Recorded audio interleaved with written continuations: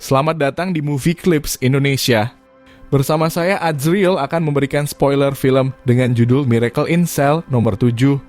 Film dimulai dengan Yesung adalah seorang pengacara yang membela mendiang ayahnya atas kejahatan yang tidak dilakukannya. Saat meninggalkan pengadilan penjara karena persidangannya berhasil, Yesung melihat sebuah balon tersangkut kawat berduri dan memikirkan kembali masa lalu. Kembali pada tahun 1997, Yesung yang berusia 6 tahun dan ayahnya, Yonggu, yang cacat mental dengan otak anak berusia 6 tahun, menatap ke jendela toko sambil mengagumi ransel Sailor Moon. Yonggu berjanji untuk membelikan Yesung ransel itu besok saat dia mendapat bayaran.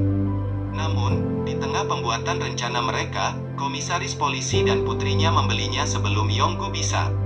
Ketika Yonggu yang kekanak-kanakan bergegas masuk untuk mengambil ransel itu dan bersikeras bahwa itu milik Yesung karena mereka melihatnya pertama kali, dia diserang oleh komisaris polisi dan diusir dari toko.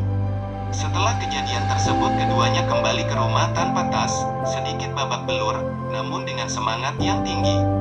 Yonggu dan Yesung sepertinya hanya memiliki satu sama lain dan ikatan antara ayah dan anak perempuannya tidak dapat diukur. Semudah Yesung, dia mengambil alih tanggung jawab dan menjadi orang tua bagi ayahnya sebaik yang bisa dilakukan oleh dirinya yang berusia 6 tahun. Mereka bahkan mempunyai rutinitas selamat tinggal khusus di mana Yesung menghitung sampai 3 dan Yonggu berbalik agar mereka berdua menampilkan wajah paling konyol mereka.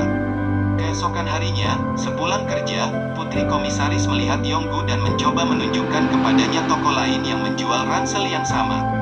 Dalam kecelakaan yang sangat aneh, gadis kecil itu terpeleset saat berlari di trotoar es pasar dan sebuah batu bata jatuh menimpa kepalanya.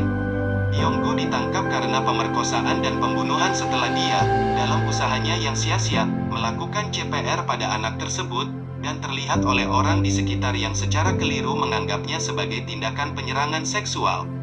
Yonggu dikirim ke penjara, di mana dia berbagi sel penjara dengan 5 narapidana lainnya, tahanan, semua yang awalnya tidak menyukainya karena tuduhan palsu kejahatan dan cacat mental.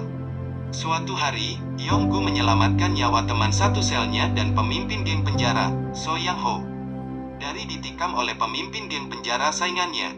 Jadi Yang Ho kemudian menawarkan bantuan kepada Yonggu dengan cara apapun untuk membalas budi. Yonggu memberitahu So Yang Ho bahwa dia ingin bertemu putrinya Yesung.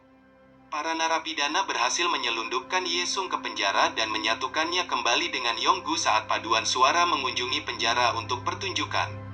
Gadis kecil itu diperkenalkan dengan tokoh-tokoh yang merupakan teman satu sel ayahnya dan mendapat bantuan untuk disembunyikan ketika petugas datang. Dia berhasil tinggal selama 1 malam sampai ditemukan keesokan paginya ketika paduan suara melaporkan dia hilang dan sipir melakukan pencarian. Faktanya, sipir tahu bahwa Yonggu bukanlah penyerang gadis itu, setelah Yonggu menyelamatkan dia dan narapidana lain dari percobaan pembakaran, tapi dia tidak bisa berbuat apa-apa di depan kekuasaan komisaris untuk membantunya. Namun dia mengizinkan Yesung mengunjungi Yonggu setiap hari sepulang sekolah. Sebelum persidangan berlangsung, Yonggu dilatih oleh narapidana kamar 7 tentang bagaimana menjawab pertanyaan potensial penuntutan dan dia dengan sungguh-sungguh melatih dan menjadi mahir dalam menjawab pertanyaan teman sekamarnya. Yesung, sipir penjara, dan narapidana kamar 7 menghadiri persidangan Yonggu untuk membuktikan bahwa dia tidak bersalah. Sayangnya, komisaris menelepon dan memukuli Yonggu sebelum persidangan, mengancam akan membunuh putrinya jika dia tidak mengaku.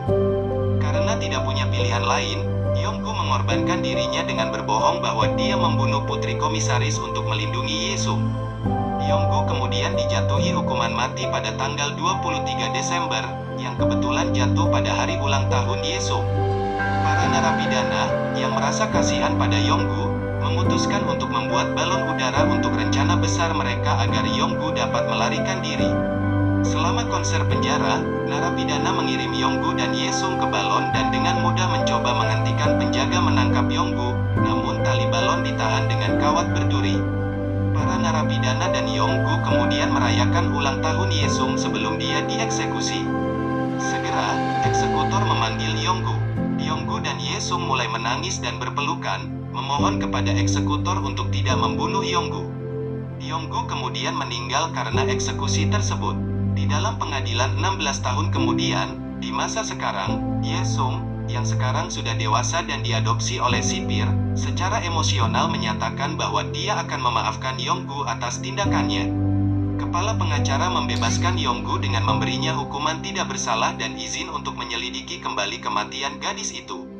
Untuk kegembiraan 7 narapidana yang dibebaskan, sipir dan Yesung yang sekarang menangis.